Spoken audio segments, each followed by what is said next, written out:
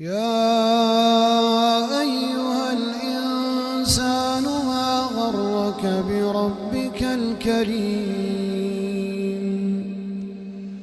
الذي خلقك فسواك فعدلك في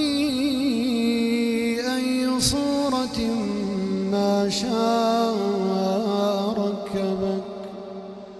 كلا بل تكذبون بالدين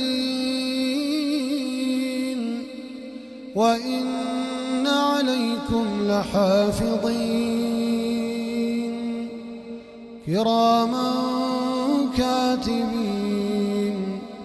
يعلمون ما تفعلون